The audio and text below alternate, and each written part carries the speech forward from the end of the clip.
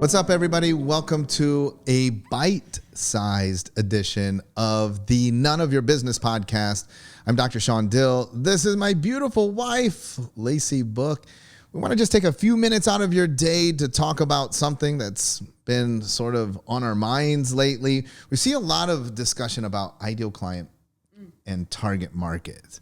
Sometimes people confuse the words, right? A lot of times people confuse the words. Right? Yeah, even people that we've taught this to in the past, they still confuse the two words. But we want to talk today about the fact that your ideal client and your target market, so both things, really, when we say that, you start thinking about individuals. So people say, like, if you're talking ideal client, it's their characteristics. 24-year-old female.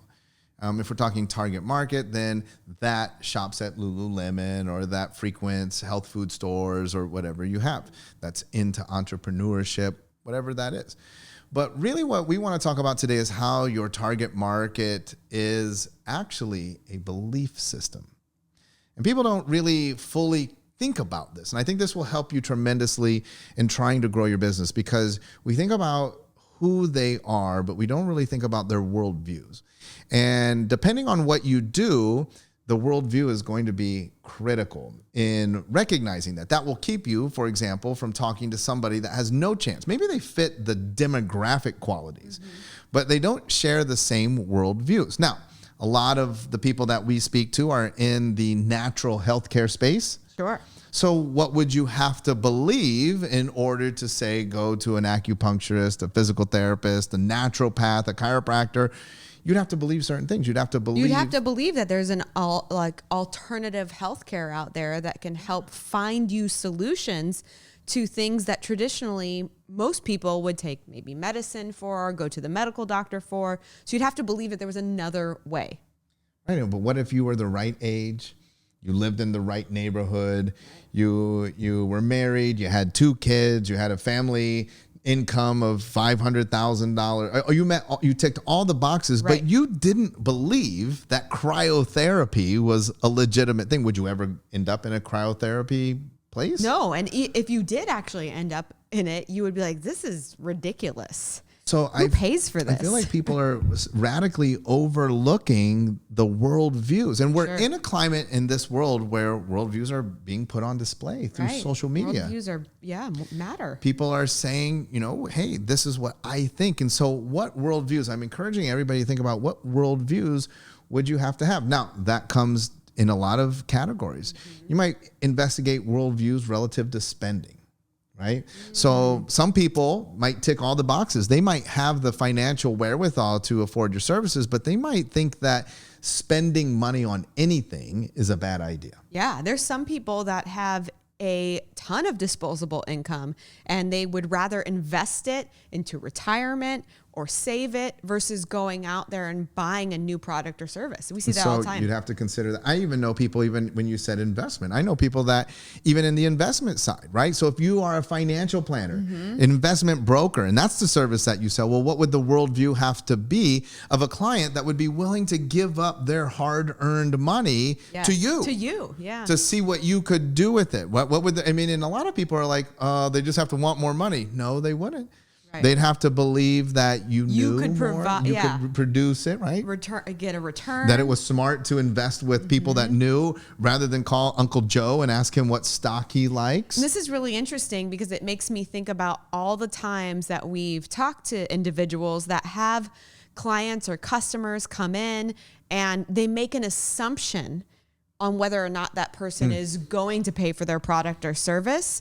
And oftentimes it's wrong because there's also a lot of people that may not have a lot of disposable income, but because they believe that you are the solution to the issue that they have and that you are the way, essentially, they will figure out a way to pay. Whereas that same individual with disposable income and had the financial resource to do so may not believe that that's where that's a good place to put money, and they'll never buy from you. When you said assumption, what comes to mind too is a lot of people assume, right? So if you are in providing a service, obviously you believe in your service.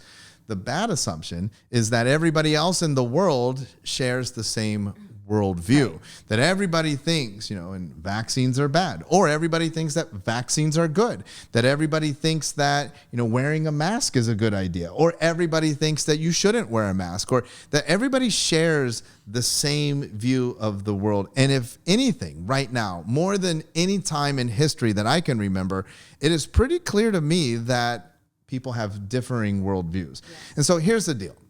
We're recommending that regardless of whatever your business is, whatever business you are in, that you take a pause and you stop and think, all right, so what would you have to believe in order to actually acquire my service? What would you have to, and write it down.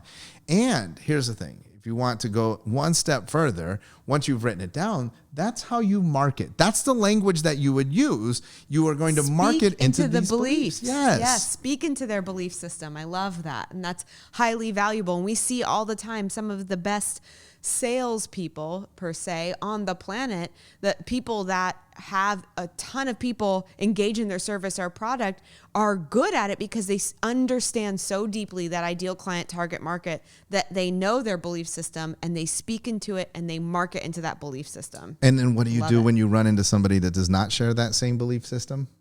Find the right fit for them and send them to somebody that takes care of people that has that belief system. I was going to say run, but yours is way better. But here's the bottom line. Here's what you do not do. You do not try to change their worldview or their belief system. And if there's something that should be clear now too as well, in this world, people that have a belief system and they're sharing that belief system openly, social media or otherwise, and then they engage in maybe friendly or maybe not so friendly debate about that belief system. Tell me honestly, have you ever seen anybody change? No. And in fact, this is really interesting because I bet each and every one of you that runs a business and has clients and customers can remember a time where you did a great job at sales and worked really hard and convinced somebody to buy your product or service. And they get they get into the system and you're taking care of them, and they are the most difficult customer to deal with, right? That client is energetically sucking you. Why? Because you went against their belief system, convinced them of something in that moment that they didn't believe. So now your job, instead of taking care of them, providing them an awesome experience, product or service, is to continually reconvince them on the first thing that you convince them on. Nobody likes that. Yes. You know exactly what I'm talking about. You all feel it. You feeling the pain right now because you can think of individuals that you've done that with. That's why if you know the belief system and somebody shows up in front of you that has it, it's a great fit. But more importantly, when they don't have it, you know it's time to move on. All right, everybody, write down, what would someone have to believe to do business with me? Begin to market into that. Begin to recognize that as new clients begin to come to you or come through your door. Know which people you were put on this planet to serve and which ones you were not. If you get that straight, your business will go a long ways.